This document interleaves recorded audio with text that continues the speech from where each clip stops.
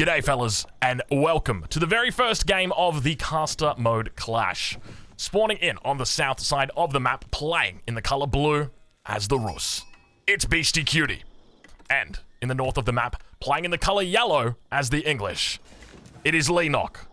Ladies and gentlemen, welcome to the first game in this series. This is the first game in the first round that we are witnessing. There is 4 players playing in this event: Beastyqt, Leenock, Marine Lord, and Casper. The other 2 are currently battling it out at the moment, and we'll be bringing those games to you shortly. But before we do, I'm gonna take a little bit of a look at this one. So this map, for anybody wondering, is Gorge. The reason for the name, well, I think they just chose a random name. It definitely has nothing to do with the layout of this map. No, it is definitely because there's a giant gorge in the middle of this map. Now, I suspect this map might be quite good for our Rus player. For anybody who's unfamiliar, the Rus, a civilization that has been incredibly strong recently, has received a number of nerfs. Nerfs that were indirect as well as direct nerfs. Most notably, they have got a huge nerf to their sheep. So their early game income is not going to be as big as it once was. Their sheep used to provide 5 gold for every single that you used to get. Now, unfortunately, they provide 0. Where the Rus have been changed or buffed a little bit is the way that wolves work. So wolves used to follow you all the way around back to your town center, but they no longer do that. They've got an aggro or a leash radius, the same way that a boar has got that. Up towards the north, though, we do hear those scouts calling out to each other. Take a look now at the base of Beasty as he's down by about half score at the moment. Surely going to get called GG any minute. And this is once again one of those consequences of playing with the score, is that it doesn't really mean a lot because there's so many things that you can't really take into account. Triple scout already out for Beasty. We can see that his villagers aren't gathering yet, so he's not yet reached that 100 bounty. As soon as those villagers start glowing, then we're going to know he's reached that 100 bounty. Unfortunately, in the spectator mode at the moment, there's no way for us to tell what bounty Beasty is on. All we can really see is if it's glowing, we know he's got at least 100. And it's something that has been brought up with the devs, and hopefully it's going to be fixed by the beginning of Red Bull Walla just simply because it's kind of an important piece of information. But speaking of important pieces of information, take a look at that. Over on the top right-hand corner of our screen, we can see that we've already got that wheelbarrow coming in for Leenock, and Beasty going to be doing the same thing. A little bit bold to be going for a wheelbarrow here as Beasty. It's almost a very confident move for him because with the changes to the Rus and the way that they work with regard to the reduced amount of bounty that they can get from sheep, you'd be very, very, well, I'm not going to say ballsy, but you've got to be brave. Let's just put it that way. You have to be brave to be going for wheelbarrow because we can see he's sitting at about 157 at the moment with his bounty. Leenock actually picking up one of the deer patches here of Beasties behind his base, but we hear another wolf in the north of the map as well as down in the south, so he's going to have enough gold to get himself up to the feudal age. But you can see what I mean when it comes to the resources that are required. Beasty would have been able to click up just a second or 2 ago. We can see he's now starting to stack up that food quite heavily, up to 500 food right now, but does eventually get enough gold, hands in the food, and moves off to the Golden Gate. Check back in on the other side of the map as Leenock did open with a double scout opening. So going for the English, and opening double scout never feels the best. The English, a civilization where ideally you don't want to be going for that second scout because you don't really need to go for that second scout. Sheep aren't going to do a whole lot for you. You love to go for those farms early, but Leenock here going to have plenty of sheep under the town center, and I'm curious as to what direction we see with this as he goes for a very forward council hall right now, something that I don't think we've seen in quite some time, and something that I'm always a little bit hesitant to advocate for. The main reason why I'm hesitant to advocate for this is because if any early aggression comes out from Beasty and he sits on top of this council hall, it's going to be very easy to camp it. Actually, you know what? Things have changed. Times have changed. The council hall, the way it used to work is that the archer would always pop out the front, but the devs have changed it. In this version of Age of Empires 4, the council hall should technically be able to have archers popping out the back or longbowmen popping out the back. So we'll have to wait and see. I suspect that is correct. But triple scout moving over towards this side of the map. Keep in mind the scouts have also been nerfed. They only do 1 damage apiece now instead of doing the 2 damage that they used to do. But at this point in the game, everything looking pretty even, pretty static as the Golden Gate about to come up for Beasty. There it goes. Golden Gate is up. Beasty up at about 4 minutes 40. Let's have a look and see exactly what he does. He's got a single ticket in the bag. And the consequence, once again, of playing the Rus with this bounty, we don't know what bounty he's sitting on at the moment, but we can see he doesn't have gold for his ticket, and he doesn't have gold for a knight. That's absolutely huge. Wheelbarrow has now come through for him, so perhaps we see people moving away from that early wheelbarrow, just simply because it does deny a lot of agency that you've got in the early game. And look at Leenock actually delaying the council hall here, instead opting to shoot the scouts of his enemy. Bit of a curious decision. We're right on board with Leenock, as he's actually going to be dropping down a barracks, and he's doing this blind. I guess he is playing as the English, and it's somewhat standard to be running this kind of early opening. The question is whether he's going to be adding in a second town center. For anybody who didn't see it, there was actually a build order that somebody posted on Reddit. I think it was yesterday or today, and they were basically like, hey, this is the fastest way you can get an English town center. And he got it pretty quick. I think it was 4 minutes 45, so damn nice effort from that guy. Unfortunately, town centers, well, they've been changed a little bit in the PUP. It's not as easy to get that town center down as it used to be. Scouts now calling out across the map. We'll take a look over onto Beasty's side and see Leenock having a little bit of vision around there. Scout fights up towards the north as well.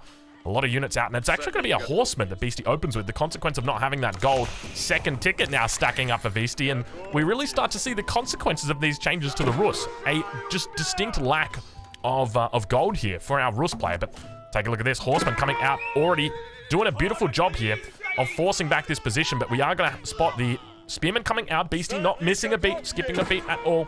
Able to spot that one and able to keep that alive. But how did this guy die? I didn't even realize this guy fell down, but Spearman going to be in a little bit of trouble here. He's outnumbered 2-1. It looks like he's going to have to leave his pal for the dust. Unfortunately, looks like the Horseman might go down as well. If he's able to get a shot off Leenock doing the right thing and picking it off. Second Spearman now going to be coming out. But definitely Beastyqt has slowed down this push, and we can see he's starting to stack up resources as well. So start thinking about that second town center. The question's going to be where it goes down. He'd love to put it down in the middle. There's a beautiful spot right here. I think it's actually a decent spot, but you'd be very bold to do that up against an English player who's already playing such an aggressive opening, and it looks like it's going to be down here to the south side. Actually going to be out towards the boar, so he could lure this bad boy in over towards the wood line and get himself a really nice town center.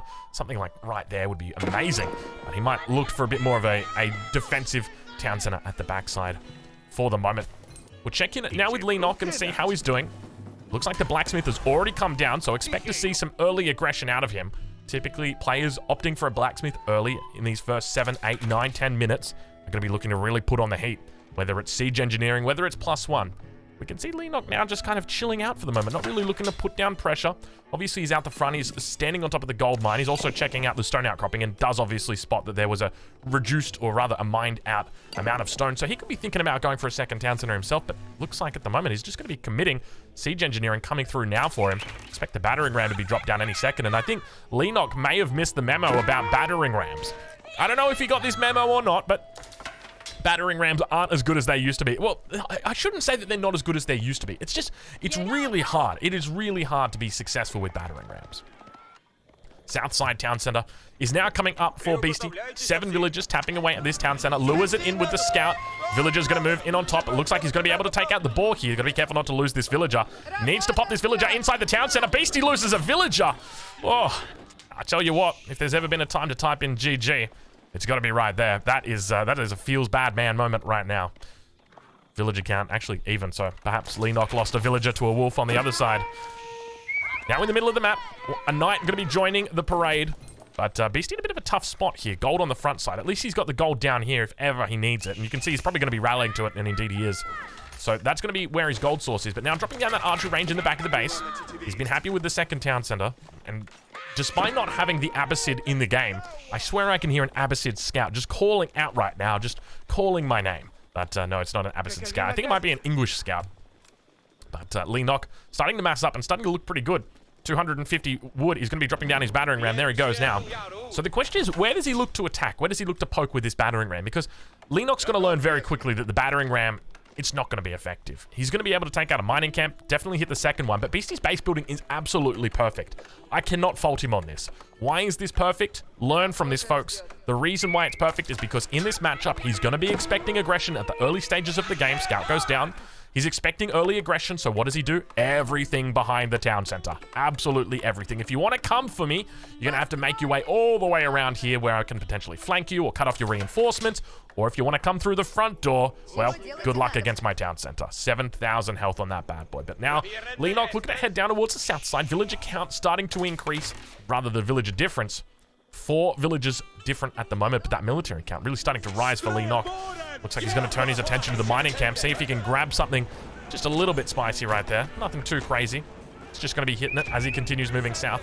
Expect more battering rams to be thrown down here. Leenock now getting raided back towards the base. Villager number 1 going down. Leenock not paying attention. Number 2 going down. Leenock number 3 going down. Good night. And the villager count really starts to build up. 9 villagers difference at the moment. Iron Undermesh coming through. He's looking to pick up forestry. He's got +1 on the double broad axe as well. And now we see an outpost coming in. Looking to play a little bit more aggressive and guarantee this position. Wants to bring in that network of castles.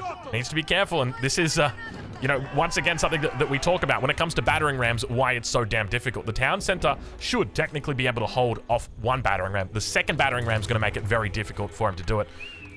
Now we've got military over towards the west side. Beasty aware that his enemy is sitting, waiting. We're right on board with Leenock and see whether he's aware of it. Doesn't seem like it. In the middle of the map, Spearman going to get picked off. We'll check in with Beasty as he does actually see the outpost and the second battering ram coming through. 2 battering rams definitely going to be very effective here. Really, it's so much more effective than the single battering ram because not only do you have double the health, but you've also got double the damage while that second battering ram is alive.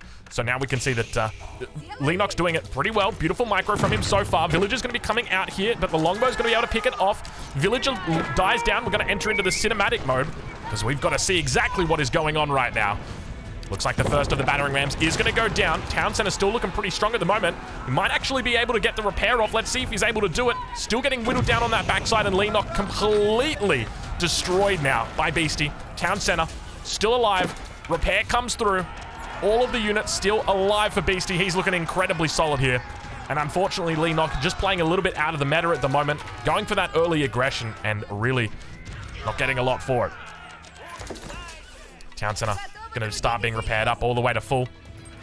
And Beasty begins really starting to move ahead with the score now, up about 500 points. So definitely a very nice score increase here.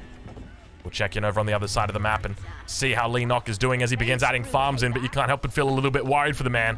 It's not farms that he needs right now, it's prayer. He's 15 villagers behind. He's lost the military lead, and the tech lead's probably going to be going the way of Beasty as well. He's up about 800 wood over there and could be thinking about doing something spicy. Don't you dare. He's still got 2 tickets in the bag as well.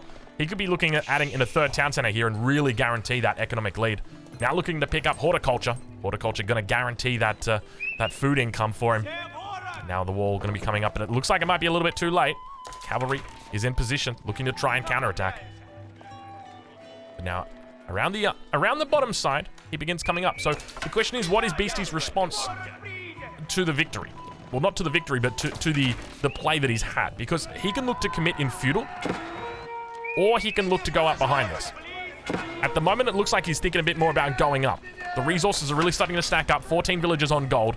We're going to switch it over from villagers over to resources per minute, so you can get a better idea of where his allocation is at. But it definitely looks like it's going to be an age 3, a castle age coming through for him. He's moved out over onto the west side, looking to pick up all those resources. He's got a great little spot back here on the opposite side of the map. Everything's feeling so good for him. Town center nice and safe down the bottom. Beautiful villages also safe on the edge of the map. And then in the middle of the map, I mean, he's already got map control, so he doesn't need to worry too badly. Leenock has added in plenty of farms now. And we do see the Abbey of the Trinity getting placed down for Beasty as he begins pushing in once again onto the wood line. Down about 20 villagers. He's looking to extend out that lead, though. Leenock continues losing villagers, and we can see the villager kill really starting to rise. He's up to double digits now. It's going to be 11. 11 villagers killed this game by Beasty. Things not looking good for Leenock. At this point in the game, it's incredibly difficult for Leenock to have any potential comeback mechanic. He's down economy, he's down military, and he's about to be down tech. We can see the Abbey of the Trinity. Only 8 villagers tapping away on it at the moment. But surely this is going to guarantee, going to cement that position for him. Looks like it looks like all of the relics have spawned into this game, and it's been quite a fair spawn. Some of the maps that we've got here for the Red Bull Wall of Law don't always give you a perfect spawn with the relics, with the sacred sites. But I'll be honest, I don't actually mind this map. I think this map's quite good. It's an open map, but at the same time, I think in the late game you've still got very distinct quadrants that are going to enable you. You know, you can wall here, you wall here, and then you wall to this. So it's very easy to get those walls up in the late game without spending too much stone. Now the upgrade's going to be coming through for Beasty. He ages up to the next age. It's going to be that Abbey of the Trinity. We'll wait and see as the Warrior Monks surely going to be coming out, and Elite Knights going to be the way that he looks to go here. Looking to pick up the +1 upgrades as well. right on board with Leenock because he's thinking about going up to the castle age himself. It's going to be the King's Palace, surely, you'd think. He's down 30 villagers at the moment, though, and it's only going to get worse as Beasty starts picking up those relics. The first of the warrior monks is in queue. It's going to be rallying out. Actually, I suspect he'd probably be rallying out towards this side. We can see he is starting to wall over on the north side. We just spoke about that, but it makes it very easy to start controlling the narrative with regard to these games. I'm a big fan of this map, though. I really do like this. I think this is a beautiful map. Well designed. I don't know who this was. It might have been Biddlin who made this map, but I'm not 100% sure on it. But now all the upgrades coming through. Beastyqt going to be adding in the first farm of the game for him. Not too bad, coming through at 15 minutes. So about standard time you'd expect for the Rus. He's still got plenty of food out here, though. He's got 2,000 berries over here, or 2,000 foods worth of berries, not 2,000 berries. That'd be a little bit ludicrous. But speaking of berries, is it just me, or did Leenock get an extra spawn of berries or something? What's going on? I remember seeing the one patch of berries here, and we see the second patch there. I didn't double check the spawns, but I suspect Leenock might have gotten a little bit lucky with his berry patches. What is going on here? He's also look at the food that's up here, my lord. The deer, the boar, the double berries. Oh my lord. But now that push coming through. Watch out for those veteran knights. They're not even veteran knights. They don't even need veteran status. They're just normal damn knights. Archers yet to receive their upgrade. Coming through now. It's also looking to pick up wedge rivets. I want to say wedge rivets. Yeah, got that one right. Leenock now reaching the castle age as well.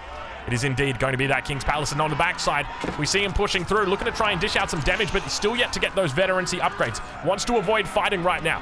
We can see he's trying to keep himself alive, but at the same time, he needs gold. He's only got 14 gold in the bag, and that's going to be terrible for him because he needs to get these upgrades in and just can't afford it.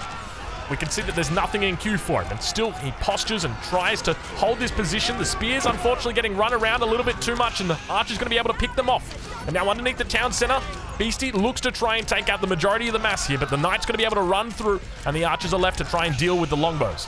He heads back to the woodline, and he finds villagers, but a lot of these knights are on low health. All Leenock needs to do is take them down, but unfortunately, all Beastyqt needs to do is just take them out. Double stable also coming down for Leenock. It looks like a move into a more cavalry-based composition, but we do see that the villager count is really starting to build a significant difference here, as Leenock is 41 villagers to Beastyqt's 81. And that is the power of the Rus, baby. They're always able to get these cheeky little second TCs in, and it's just so damn hard to beat them, so damn hard to take them out. And now look at this, the confidence coming out from Beastyqt, dropping down the monastery already. He's snagged the relic off the enemy's side. I don't know exactly, there it is. That's where it spawned. He's picked up the second one. It was over here towards the north, and now he's working on that south side. So that's going to be the third relic. Fourth relic? That's the fourth relic that he's picking up. Fifth relic is right here. So not only does he have a villager lead of 40 villagers, but he's also got a 5 relic lead.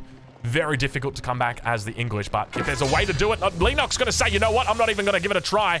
Good game gets called. First game goes over to Beastyqt. Ladies and gentlemen, if you're watching this game on YouTube, second game is going to be coming up shortly.